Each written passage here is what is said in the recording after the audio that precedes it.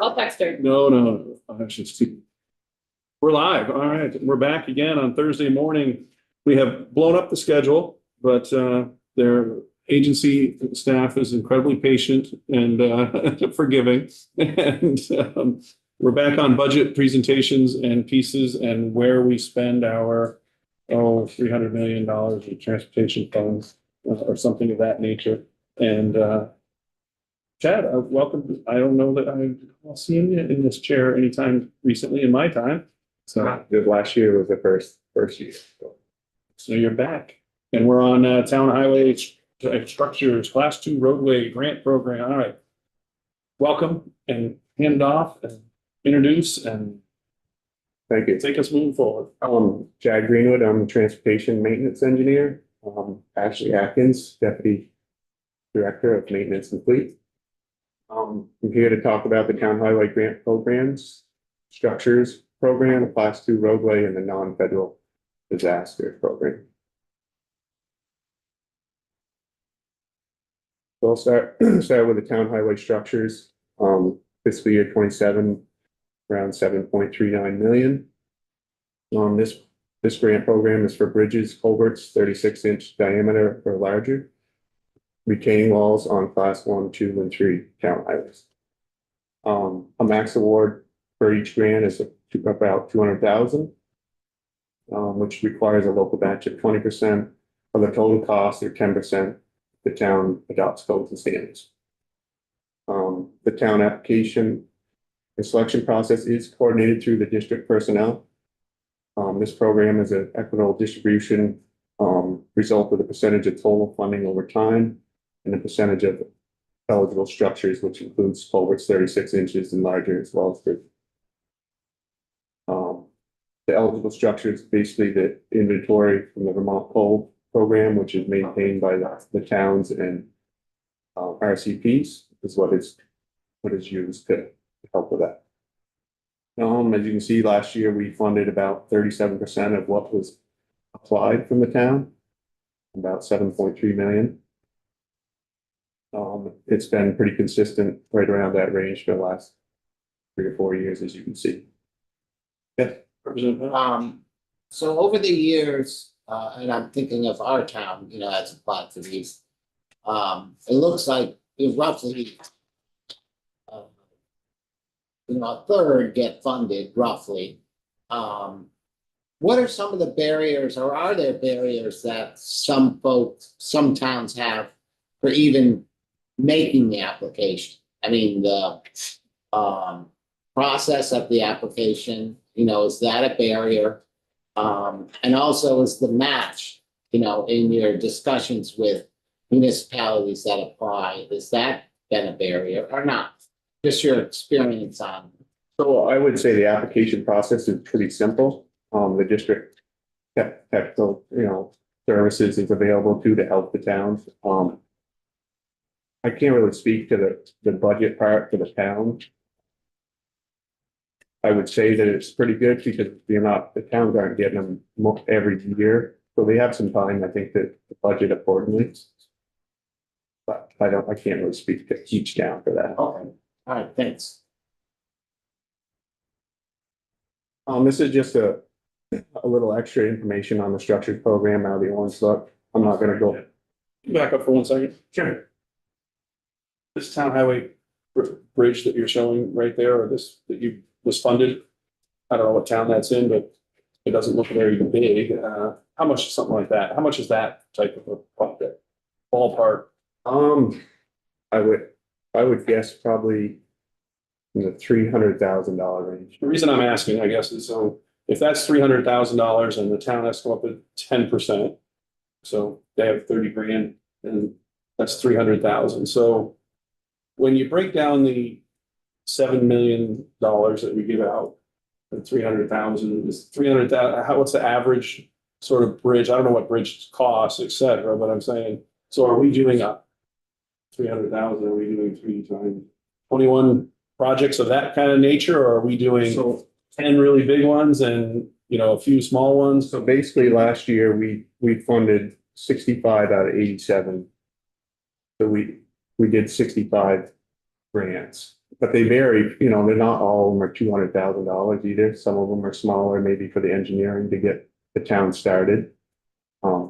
I'm not sure if that answered your Well, question. and then I'm trying to go down a line of, okay, we keep it, you know, we did in the law we passed last year required that you went up by 2.7%. So does that means basically maybe one more bridge. And next year it'll go up again, and maybe the towns will get two more bridges, but it's 1/3 of what they're looking for. Is that $19 million in application stuff that's like actually in some kind of condition or that's project that's ready to go, that the towns have? Like if it's 20 million, they are ready to spend. So they've got 2 million ready to go to match if you said yes, if we could say yes. I mean, if they're applying, they should be ready to spend the money. Okay. I mean, because we don't want to lose that, you know, if they say they decide they don't want it after we've given that, then we'd have to go back and try to. And that doesn't really happen. I mean, they're generally ready to go. They don't get canceled. So most of the time, I would say we have amendments around 10% of the time, you know, mostly are time extensions. These are 30-month grants, so they have some time to get their, you know, over multiple fiscal years to get their money together as well. So, for example, a town might start asking for a grant if they need it for the engineering study. Having in mind that after that becomes, you know, project itself, which might take 2 or 3 years. Right.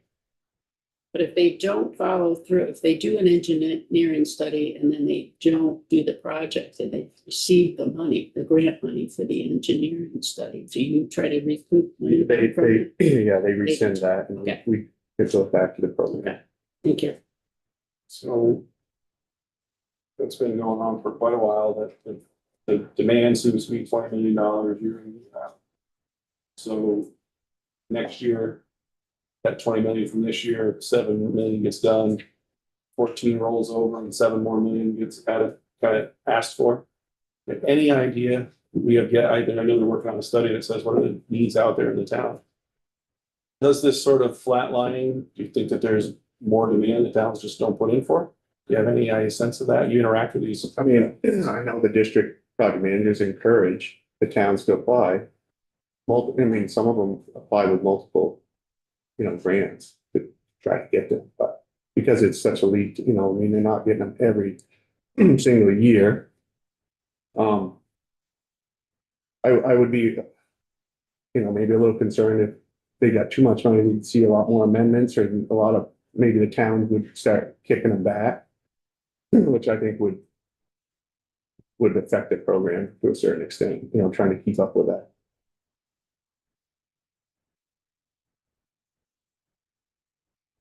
Thank you. I'm not sure where else I want to go with that. Thank you. Okay, we can revisit it. I appreciate it. So like I said, this is just another page out of it, so with more details. I'm not gonna go over it all, just for your information. The second program is a town highway class 2. Fiscal year 27 around 8.8 million. This is a great grant program for the preservation of class 2 town highways, resurfaces and reconstruction. Similar with the structures, max award of $200,000 per grant. This requires a local match at 30% of the total cost or 20% if the town adopts local codes and standards. Similar process, or it is the same process through the V-Trans district personnel. It's the result of percentage of total funding over time in relation to the percentage of class 2 highway miles. Do you have any sense that we're, you know, again, less than a third, or here we're less than a third? Do you have any sense of what other states or anybody comparable of size funds their town highway roads at versus what they're asking for? Do we have any sense of how Vermont would compare to any other state in our ability to help fund town highway work? I do not. I could certainly try to find some information out. We don't really know whether we're better or worse than our peers at helping fund town highway needs. I don't think. So that towns ask for $32 million and we're gonna give them less than 9. And we don't know that that is or is not a reasonable expectation against anything else in the industry. or anything else in the statewide that works in this function. So I don't know if we're doing a good job or not in funding our town roads. From that perspective, I guess I would go ask them, but that's the other part, as far as compared to other areas, other states and other pieces, we don't know. But Representative Pound? And this is not to be taken as any, criticism at all in the program, just to sort of understand. I mean, is it a fair statement that on these grants and the previous grants, there's criteria of when you get a grant and certain things you have to do. But is it fair to say probably the number one criteria is when was the last time you got a grant? And if it hasn't been 3 or 4 years, that your grant, application has a higher chance of getting it, so that funds are equally distributed across the state. Right, that is part of the criteria, it's the total funding over time. But for the class two, more class two miles you have, it's gonna push you up further and quicker to get a grant. Same with the structures, the more structures, bridges you have. So that's the criteria too, like. Part of it, yeah. One municipality may have just 2 structures, one might have 12. And so they would be expected, they would get everything else equal, they might get more grants. Ones with the That more makes sense. structures, correct. But it's fair enough to say if you got grants this year or last year, you're probably not gonna get one this year because there'll be another municipality that's, in line, because these are, they start lining up behind that. If you haven't got it one year, you go for it again. I'd say that's a fair statement. Yeah, okay, great. And it seems like it's, when you have limited funds, you want to be fair and every municipality gets some. Representative Wang? Is it fair to assume that if a town has applied for a grant and didn't get it in 1 year, would they just go ahead and apply again the next year?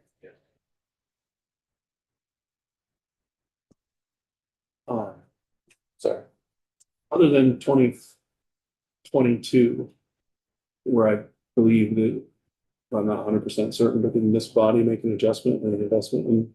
That was That was crazy. double. That was the after the double S, right? So there hasn't been any, it's been there's been a couple times, those numbers were sometimes bumped up. In other words, the minimum required to give, the statutorily required the agency to fund. Sometimes we have funded above that statutory requirement. Not this year, but maybe 60 grand or something slightly, but Yeah, we changed the A statute. couple times. We wanna. right, so a couple of times then we had to have, in order to be at the 8 million plus, we would have had to have spent over what was statutorily required a couple of times, or at least a few, because it wasn't 8 million, it was lower. So we have at times put more money into this program than what is statutorily minimum required. Is that fair to say? I mean, the statutory was 8.6 million before what you guys passed last year. Right, like in 23, it was lower than 8.7, and 8.8, it was more, right? The agency or the legislature, one or the other, put more money into it than the minimum required. Or we overspent it. Or you overspent. Yeah, I imagine We didn't mean to give them more money, is that what you're saying? But there's probably some timing on those funds, so that it's, Inflation. Well, it's such a long, fluid 30-month grant program too. If I could add on that, that's kind of the beauty of this program, with it being 30 months, that if a town, after they've completed the job and the job is less than what they had submitted for, then that's money back to the program that historically has been used to then potentially fund more grants during that fiscal year or for the next fiscal year, in addition to what is the statutory requirement.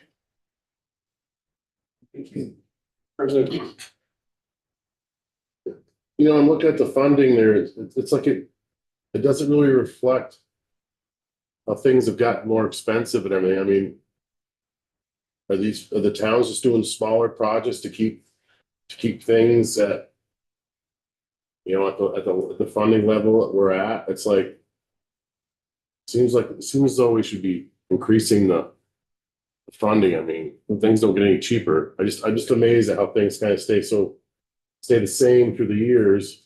You know, it's changed a little bit, but not, you know, not lots. I mean, I don't know. I know in my district, they're complaining that they're not getting the grants and they want to know how the grants are, you know, handed out and stuff. So it's, I'd like to see some more funding on that. So everything else seems to go up in the transportation department, but that kind of seems to stay somewhat level. I just, I don't know, we need to give more to the little towns, I think, so. I do have I think it's the next slide, gives you a little bit of what we've done for mileage. So you can see kind of the last 5 years. Sorry, this one here is the same, it's just a piece out of the orange book for more information for you guys to look at if you want. So for the class 2, I just put a little thing together basically showing for what we're getting for mileage out of the money that we're spending.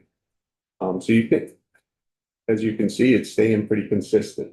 I mean, I think we did have an increase, the original jump after COVID days, but everything is kind of leveled out.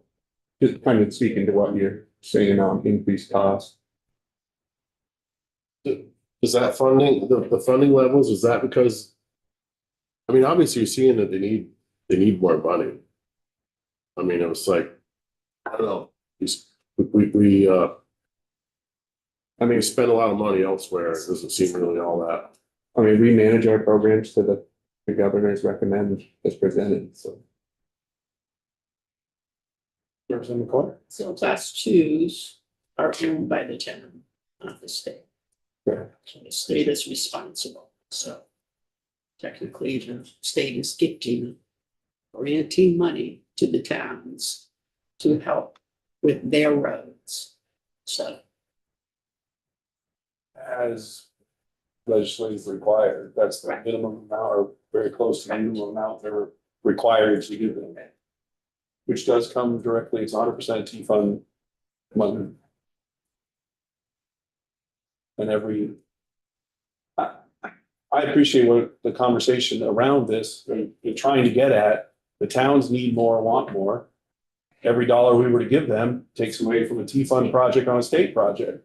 And this is part of, I think, for me, the discussion about where we're at financially and what's going on around the building about how we are or aren't going to fund transportation funding. I'm not sure how well it's understood that the towns are getting 1/3 of what they think to need to keep their infrastructure whole. They're only getting 1/3 of what they've asked for or less than 1/3. And I'm not sure, we've done a very good job the last year of educating the entire building about the overall picture of the T funds. Inside of that, the ability for us to make any help for our towns is very minimal, because every dollar that we would want to put into town work on the structure we just heard about or on here comes out of the T fund and out of what state project would needs to get done. And they have an obligation through the federal highway, we heard very clearly, that they really only measure our performance by the federal roads. But we might, as representatives of each of those towns, want to help those town highways and the town structures more. But we would be taking out of a T fund project, that we know is on a crash, on a flat trajectory. But we have little to no flexibility to help our towns, even if we want to. Is what without taking it away from there, because the pot's not getting any bigger. It's basically flat and the expenses are much higher. But if we even had consensus, it wouldn't be hard for me to get everybody to say, let's help our town some more, but at the expense of what state project? Is what I guess that's the next level of discussion. What we aren't able to do because of the funding situation. We've got everybody's attention about how bad it is in terms of how much we have, how flat we are. But I don't know if the building understands how little of what towns ask for, we're able to give them. And that's a comment for the take it all this year. Representative Powell. Yeah. And if it's okay if I just add to that, so, along with all that, the only way towns have to raise the money to make up the difference is property tax. Where the state is able to raise money from, use different user fees, property tax, however, there are other opportunities. I don't know of any other town, I guess they're 1%. Some towns have that other funding, but primarily it's property tax. So it's, in our experience in Heinsberg, it's hard to come up with an extra $60,000 to do a project when when it just comes right from property tax. It would, Representative Coyle? it would be interesting to know how many towns actually have bridge replacement funds or, a maintenance fund that they put Like a capital yearly, fund. like a capital fund. Yeah. I know the town of Pulteney did. We had like 10 different funds. Yeah, Heinsberg has that. Even if we put 5,000 a year in or 10,000 a year into. Of course, we have 6 or 7 bridges within a square mile going up back and forth over the Pulteney River. So, that's a chunk of change to try to, but I don't know. I wonder if VLCT has that information about how many towns actually do like budget and have capital funds. It'd be an interesting. It's a hard thing to get going. I think in Heinsberg, we had capital funds that never really was done very well. And I'd say over the last 5 or 7 years, there's been more discipline because the town manager, brought that discipline in. So now there is some money in the capital fund for things, so the property tax doesn't have to absorb it completely.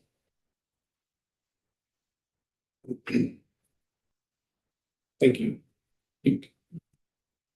This is just a little map of trying to show you the distribution in the last couple of years of the 3 programs. Just to give you an idea of your district, I guess. Probably hard to see, but Oh, I can find my town. Right, what's going on? All my towns will have anything going on. the last program I'm gonna discuss is the town highway non-federal disasters. 1.15 million for fiscal year 27. It's an annual appropriation for emergency aid in repairing, building, or reconstructing class 1, 2, or 3 town highways. Or for repairing or replacing drainage structures, including bridges on class 1, 2, 3, 4. Representative what? I'm sorry to interrupt. I was just going back to the class 2 miles page, which I think was the previous one. $113,000 per mile to pave. And weren't we understanding that it costs $1 million a mile to pave when we're using federal highway funds? It all depends on what treatment. Shouldn't answer that, that's. I just wanted to point out. that's a- I have been very lax this week and I'm gonna regret it. But I appreciate that. And if we want to have clarification on that, Jeremy Reed is in and out of the committee on a regular basis, and I would suspect he'd be the man to answer that question for us for why there's such a disparity. It does likely have to do with the level of treatment, the level, how deep you mill and how much you have to fill back in and how much you do a leveling. First a leveling piece and then the actual surface on top of that for the traveled surface and whatnot. It's got a lot to do with that. I also want to mention that the 160 down there was the double up year because there was none and then there was a double up year with the COVID. So it's really like, you could just basically say it was 80 and 70 Right.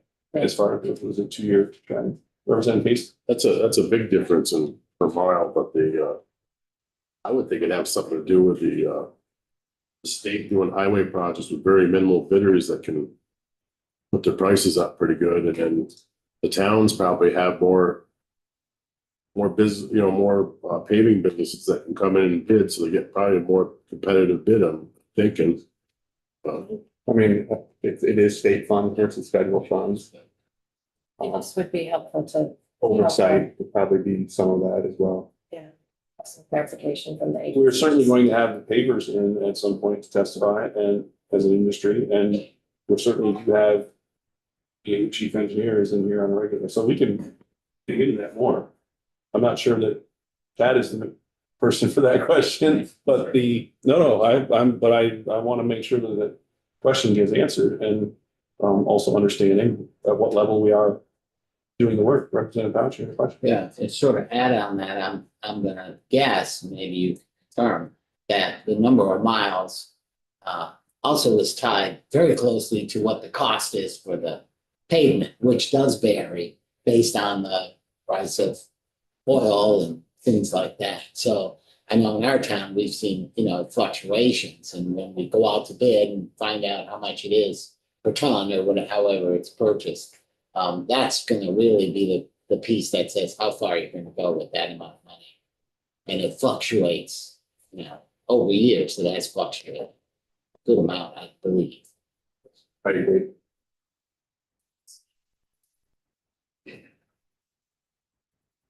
So, so basically, excuse me, to conclude on this, the towns are eligible, so this is for a disaster that doesn't qualify for FEMA or FHWR, FHWA program.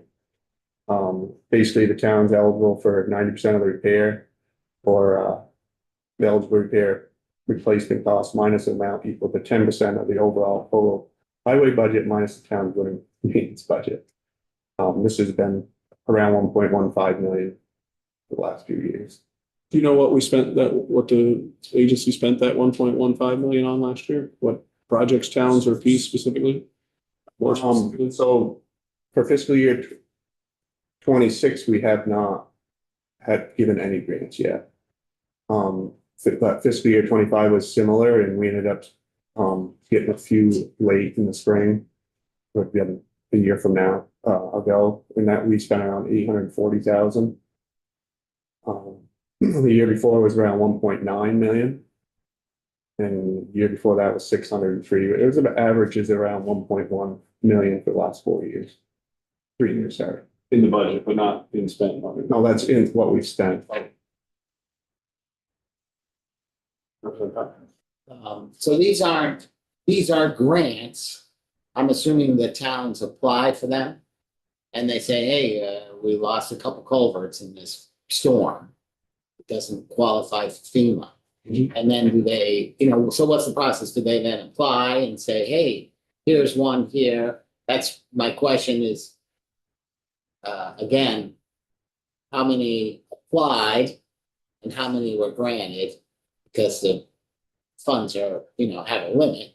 And then I'm assuming that if culverts get replaced, what's done to ensure that the sizing and all that is gonna, give some resiliency. So there are 2 questions there. Yeah, so the first one, I mean, basically the criteria, obviously it have to be a disaster or emergency road close. Not just from regular wear and tear of a culvert that should have been maintained 5 years ago or something. So there's some criteria, basically, roads closed, slope or something fills it, that would definitely meet the grant program. And what was the second part of your question? Well, so the first question was, how many what's the amount that's applied for and how much do we satisfy? And maybe So we have, there is no cap, in this program, so if they wanted 300,000, we would, until we get to the end of the budget, and then we would obviously have to ask, work with the CFO to see if we could move forward with some more. So my question is, last year, how much demand was there and this is how much we were able to apply, 1.1. So I'll have to get you the actual amount of grants. Yeah. Last year, I'm pretty sure it was 3. Okay. I just want to double check on that. Okay. And then my second question was assuming that there's engineering done if it's a storm sort of related thing to ensure that there's some built-in resiliency and it doesn't happen again. Right, they would go through the hydraulic analysis, that's part of the codes and standards, which we help with, the town with. Okay. So that'd be interesting to see, just like we looked at the others, how much demand there is and how much we're able to satisfy. I don't have that, but I'll get that for you.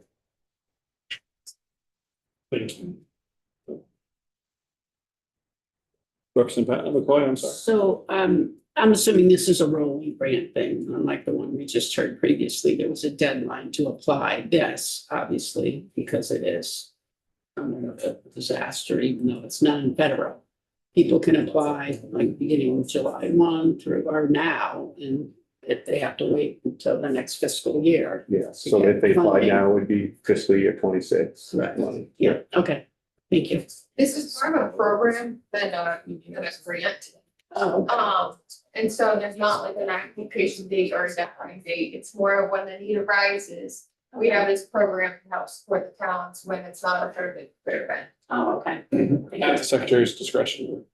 Yes, If the, I'm I trying, mean, it's like, it's money there to spend if needed for a particular emergency that's not funded any other way, right? I mean, it's not. Right. as long as it meets the requirements of the program. Okay, thank you. But I do think we'd like to see how it's been spent. I can see why, You just- I can see why it's budgeted for. I'm curious how we actually, who do we help that needed help? Who do we help? Yeah, like the last couple of years, I'm sorry. Yeah. be sufficient. Yeah. Yeah, how much, you know, I assume the towns apply, you guys probably guide them, hey, you know, this. I would apply for this because, so they apply, it'd be nice to know what the demand is and maybe, you know, some examples of where in the last 2 years it went. Is there a time for, I know disaster will happen when it happens, but is there a particular time, a month that these applications come in?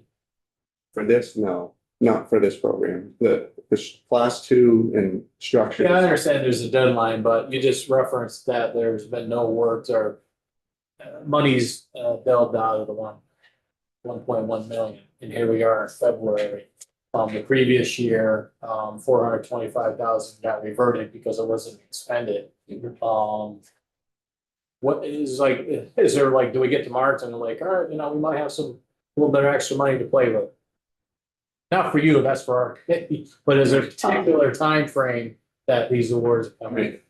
Or grants? So I mean, basically, something happens in June, it's gonna go to the fiscal year 26 money. But Yeah. So, Yeah.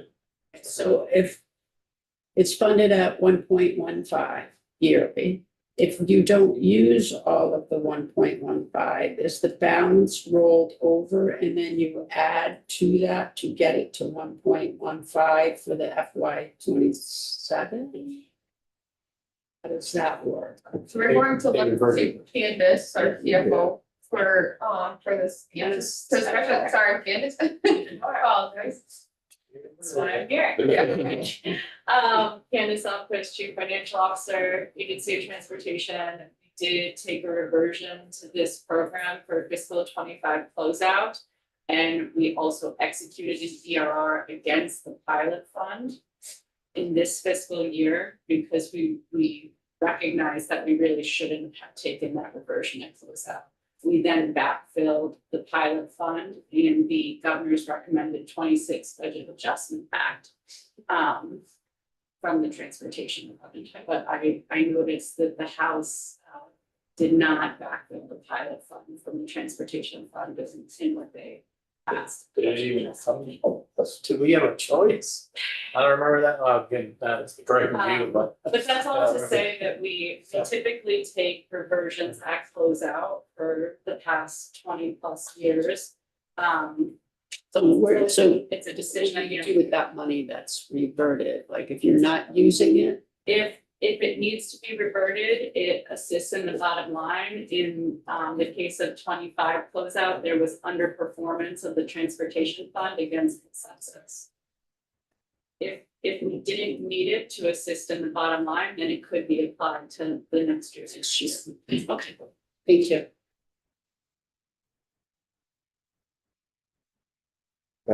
We appreciate House appropriations, even if it's a symbolic measure, not to have to pay back that money. All set? and thank you. Thank you very much, John. We appreciate it. And we're gonna transition to back into maintenance that we started to dig into a while ago. And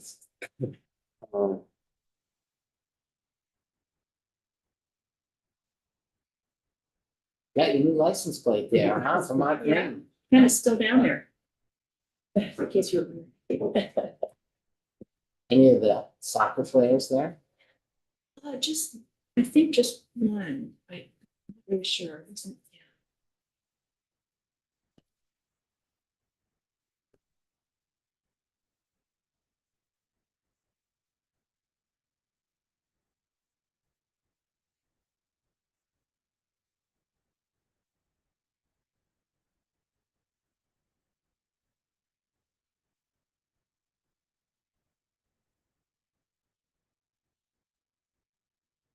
Good morning, Ernie Patno, Director of Maintenance. Thanks for having me back. Always a pleasure. It's going to speak a little bit about salt. It's kind of an interesting topic. A lot of people think that you call 1-800-ERNIE Salt Company and the salt just shows up at your shed. And a dump truck dumps it in the shed, and that's the end. Yeah. So there's a huge reality to this. It'll take us almost all the way around the world. So I put together just a few talking points about salt. So it starts off by every spring, we put our salt needs out to bid. There is 6 vendors that traditionally bid on bringing salt into the state of Vermont. A lot of people, again, with my opening statement, although it was a chuckle, a lot of people think there's only one person that brings salt to the state. It's actually 6 massive companies that will bring salt into the state of Vermont. Geographically, Vermont is very challenged. We don't have a seaport. And a lot of this salt, a majority of salt, comes on a barge. 60,000 tons at a time from across the ocean from places like Egypt, Chile, are some of the big ones that we deal with. And then those barges come across the ocean. They sit out to sea until they can come into a port to be offloaded. Places like the Port of Albany, and then ports all up and down the East Coast. There's a water port in somewhere in Pennsylvania, and then Montreal, and maybe St. Catherine. I don't know if there's a port there or not, but regardless, north of the border. And then we have a couple mines near us. They're in New York. One is near Rochester, and the other one's in Lansing, New York. So this salt, and I guess I'd like to go back. I'd like to talk about Vermont's usage of salt. It seems like we're a huge user of salt, right? But around us, not only are we geographically challenged, on average, a rough number, Vermont uses 110,000 tons of salt, right? This is an AASHTO publication where I've gotten these numbers. The whole state? Like The whole state. Or just the agency? No, the Agency of Transportation. 110,000 Yeah, 110, 120 if you want. We've been 120 the last 2 years. tons.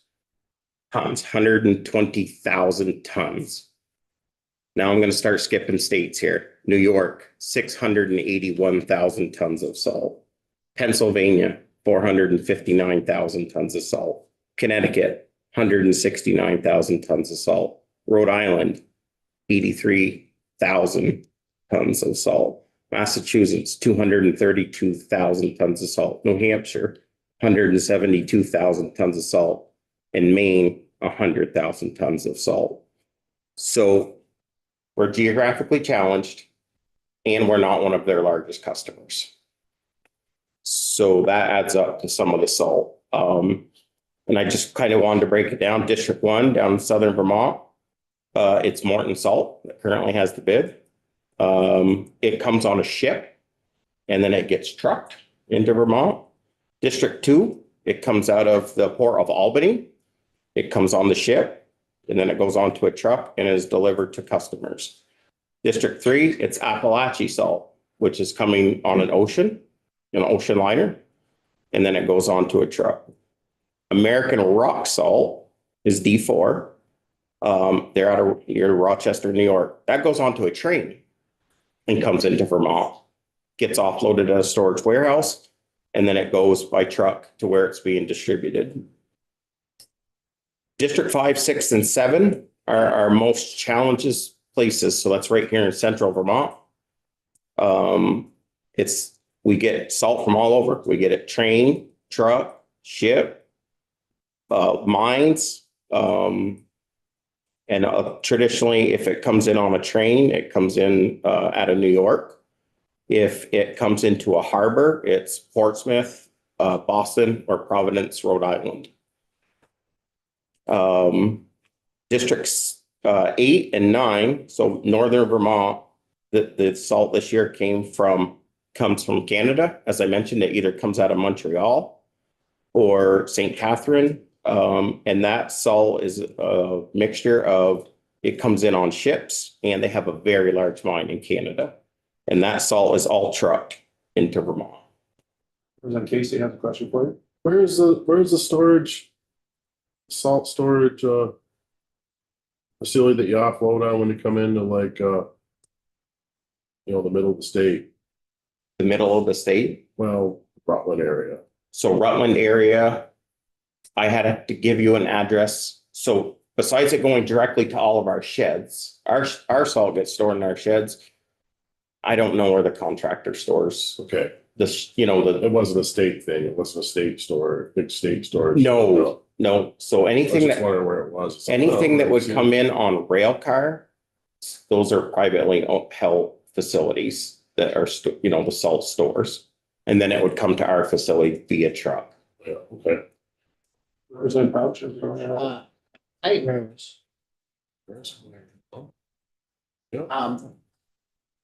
If, before your presentation, I would have assumed the state of Vermont would have like 1, 2 contracts. And, here's where it needs to go. But it sounds like it's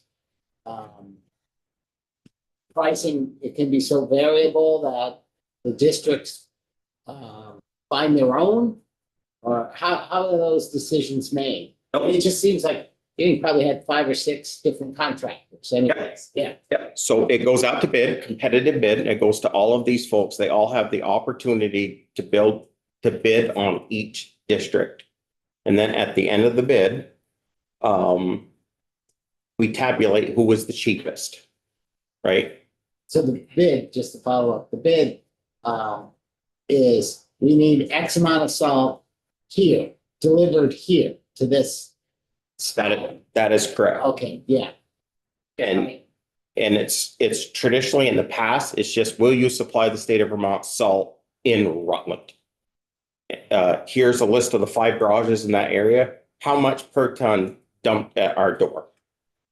And so the reason that it needs to be 6 vendors is, let's just use Canada for an example. They have no interest in bidding in Bennington or Brattleboro, right? They only have trucks. They're not going to truck it all the way for Vermont. They could, the cost would double.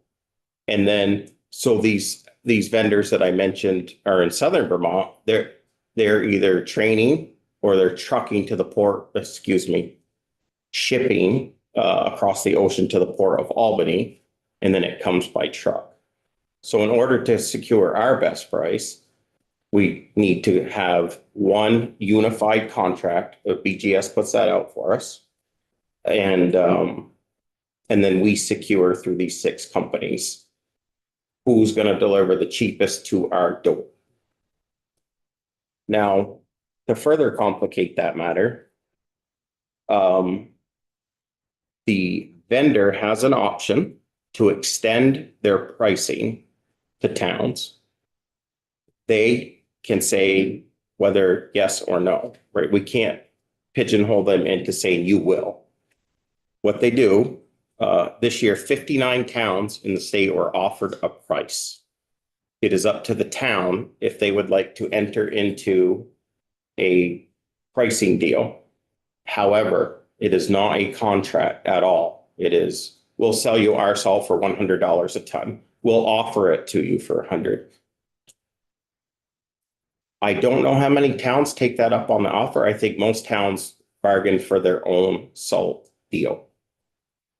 Yeah, a lot of people do. So it's crazy. So, take District 3, you said this Appalachia salt coming out of where does that go through Boston and then it's trucked here? Nope. Or goes to Albany, Port of Albany? Nope, District 3, it's coming out of the Port of Albany, sorry Port about of that. Albany. Yeah, But it's Appalachia salt. it is salt, which is- Appalachia okay. salt, Over the, comes across the ocean. okay. So if the vendor, when they bid, in the bid, you say, will you sell or extend your price to town? Yes, Okay, and how does the town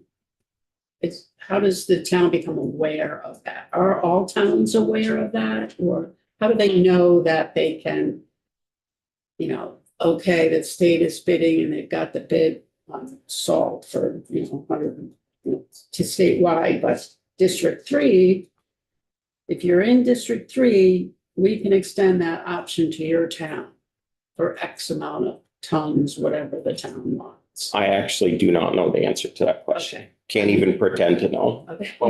I can try to. Okay. So before, when we are going out for an RFP, which is on an as-need basis, right now, our contracts are good for 5 years that we have. But when we do go out to bid, Mountain Assistance Towns does send a letter to the town saying, hey, they're going out to bid. No commitment, but would you be interested in the pricing of the state contract? And then once the contracts are executed, they are on the BGS website under commodities, that then a town can go on to look to see if that vendor was going to supply salt to those towns within that district. And at that price, so that's all public once the contracts are executed. Okay, so if you have a contract for 5 years, when did that contract begin? Around July of this past year. Oh, this past year, so Yeah. 2025, so I have it through 2030. Okay, is there a opportunity for a town to get in on that now or not? So the contracts are just with the vendors, and then the vendors check the box if they're willing to supply the town with that price. The town would have to do their own separate contract. They would just know that this vendor A would supply my town with salt at this price based on this contract that vendor has with the state. So they can, if this particular vendor, Appalachia Salt, checked the box and said, we will, the option is to extend to town, and they checked it, yes. My town could actually call them up like next year and say, hey, can we get our salt through you For this price, correct? for this price? Yep. Okay, great. And how, so we would just deal with Ernie on that? Like, who would deal with the salt It- price? I mean, like, how do we do that? The best thing is for the town to reach out to their district partners for the state, yeah. Okay, And they can get them turned on to the BGS website and the commodity, how to get a hold of them. yeah. And just so everyone's aware, I mean, our town, that big storm a week or so, the road foreman came to me and said, we're not gonna have enough salt. I called Chair Walker to say, I don't have any salt. So he called Ernie, and Ernie called District 3 so that we were able to get salt. So I appreciate it. Thank you. It's a Friday at like 5:30, anyway, thank you. How much does the price vary in the different districts? I mean, just an example, is it like, 5 cents a pound or, Significantly. It does. From 80s, in the 80s to close to 120. So $80 a ton to $120 a ton. Yep. And is that true just because of where they are? Trucking. Where they're trying to- It is all trucking. Yeah. So right here in Montpelier, I mean, there's currently no great way to get salt here other than trucking it a rather large distance. So those areas with a rail depot, which you mentioned, in the center of the state, or, Yep. yeah, and then I know in Shelburne, there's a Yep. rail depot. Yep. There's the only two in the state. I actually, Get salt, okay. I don't know that. So I think there's rail into Rutland and there's rail into Shelburne. I don't know where else. St. Johnsbury, sorry. Those are the three that I'm aware of. And there's just another added cost, right? Because the closer you are to a salt pile, the better off you are. So Canada comes down out of Montreal, crosses the border, boom, they're in District 8. So a lot of the towns are out. Yep. Is it coming? So I actually, I mean, we're gonna get salt. I mean, is it coming into the state at all? Is it coming into you guys? I mean, is it up to the towns to figure it out or? so currently there's a lot of salt kicking around the East Coast. It's getting it here seems to be the problem. And by getting it here, the towns that have enjoyed a very cheap price on salt, that is not going to be how much you pay for the salt that is coming. So I actually don't know each vendor, right? There's 6 vendors. I have no idea what their piles look like. No idea. But I will say a few things. I don't know if any of you folks heard, we diverted 2,500 tons, 5 million pounds of our salt, made it available to towns. That will be gone tomorrow or Monday. We didn't dare to quite divert any more than that because we have very good historical records. And it's an awful balancing act. If we let too much go, then what? So we made 5 million pounds available. That has been trucked all over. I have no idea. That was a deal between vendor and towns, right? We can't say thou shall, thou shall, thou shall. The other thing we're doing, as Representative McCoy mentioned, is we can loan a load. If you are in dire need, we can lend a load of salt. But what we can't have is a run on the bank. Because if we had the classic run on the bank, we're not going to have. And so what we started to see is, and we had to start being a little more careful, we would loan a load of salt because the plea was we're out. What's a load of salt in About 30 tons. 30 tons is a load? Tandem. A triaxle load of salt or a tractor trailer load of salt, about 30 tons. So we would load, the town would skip over to the nearest shed and they said we're out and we'd loan a load. What started happening is the town started saying, I need 6 loads. I need 8 loads. I need 10 loads. We cannot sustain that. We can help through a storm and you can pay us back when you can, a load at a time. But the classic 200-year-old run on the bank, we cannot do it. So being proactive, you're going to see a press release today or tomorrow that we have asked all of our vendors, all 6 of them, not to deliver to us next week. Take a break. We'll take a break. We got some salt in the sheds. We dared to take a gamble to have a 7-day period of no salt deliveries. And if they have product, they can deliver to where they see fit. And we're trying to be a good partner and we're trying to help out everyone. So next week, we're going to take a hiatus on salt deliveries. And to put that into perspective, we had districts last week that received 3,000 tons in 1 week. So I have no idea what this will equate to, but what I can tell you is next week, unless the vendor chooses to come to our building, we are notifying them all today. They can go ahead and fulfill other orders for a week instead of, say, it's not really making us priority, but it's us being willing to take the back seat for a few days. So I was gonna ask the question, do you get all your salt in the fall? Like, I know our salt shed in town, it's like full in the fall and I think it's good enough for the year. But it doesn't sound like that's how you guys operate. You get a load in the fall and then you get deliveries as needed during the year. So what happens is in the springtime, we fill all the sheds that we own right to the door. Because we want that salt here, right? We use it all year. We want it back. We want it in the sheds. We do not have enough capacity to make it the year. And then, so say December comes and we start using it, right? As soon as that shed gets down, say 200 ton, we're going to place an order and try to get 200 ton brought back to the shed. And then that cycle repeats. And our We do that for about 26 weeks. So you tend to try to keep your load full.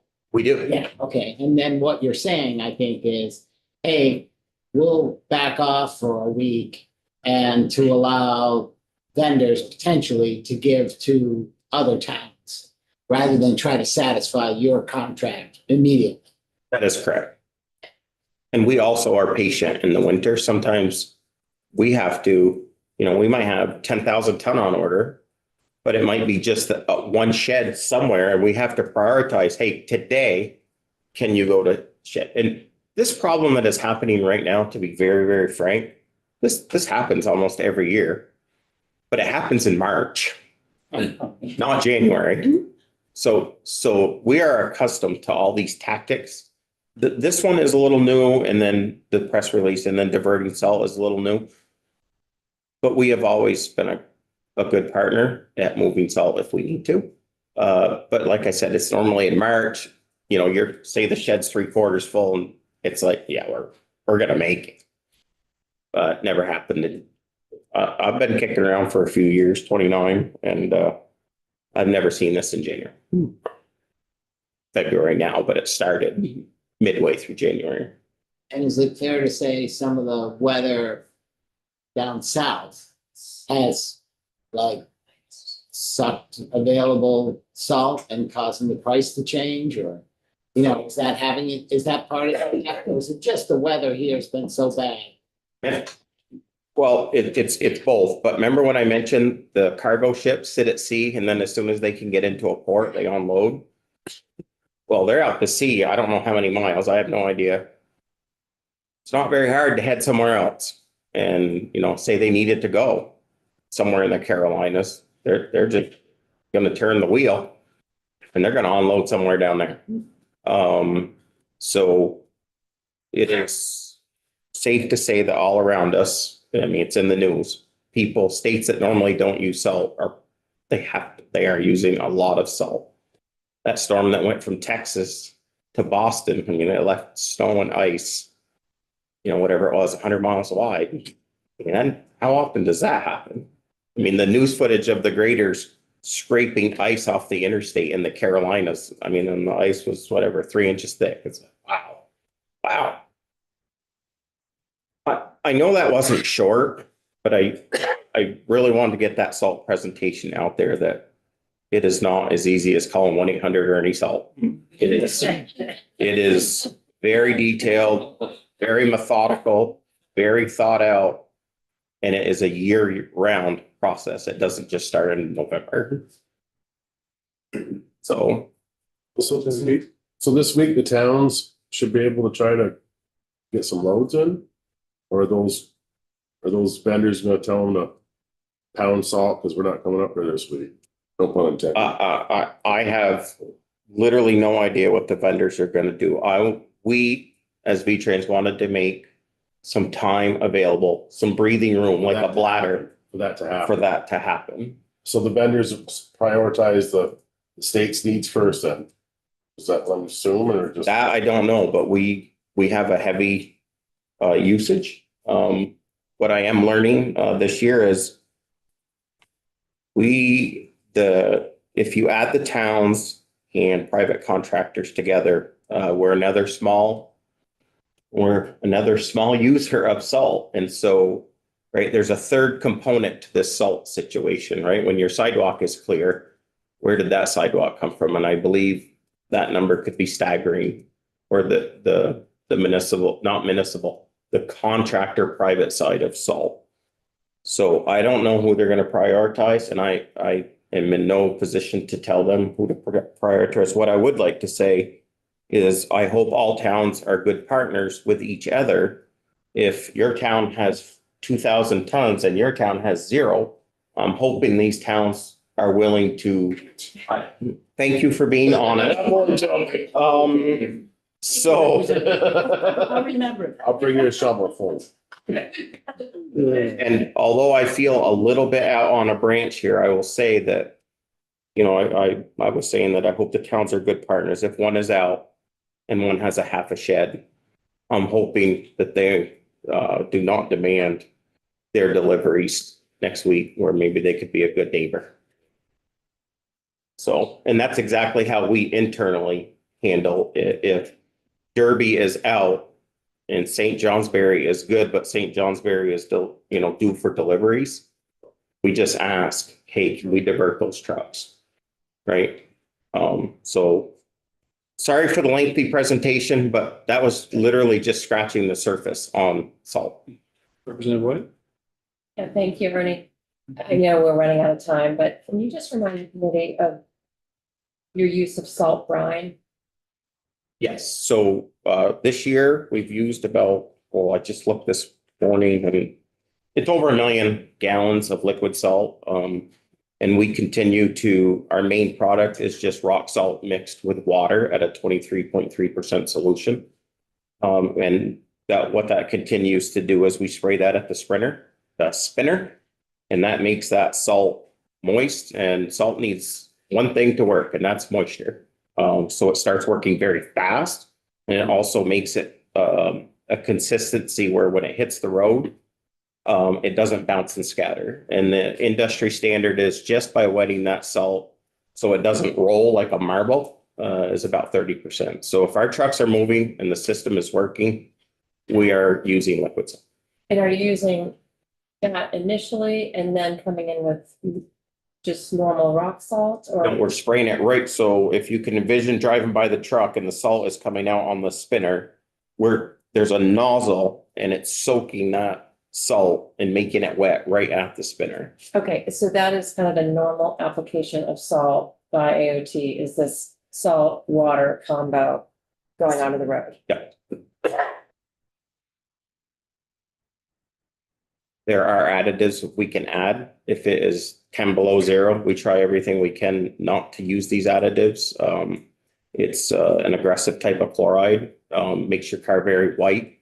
It's very corrosive. It's bad for concrete. So, but it will melt ice below zero, but we try very hard not to use that product. And do you pre-treat roads before a storm with salt brine, or are you using it when the storm is hitting?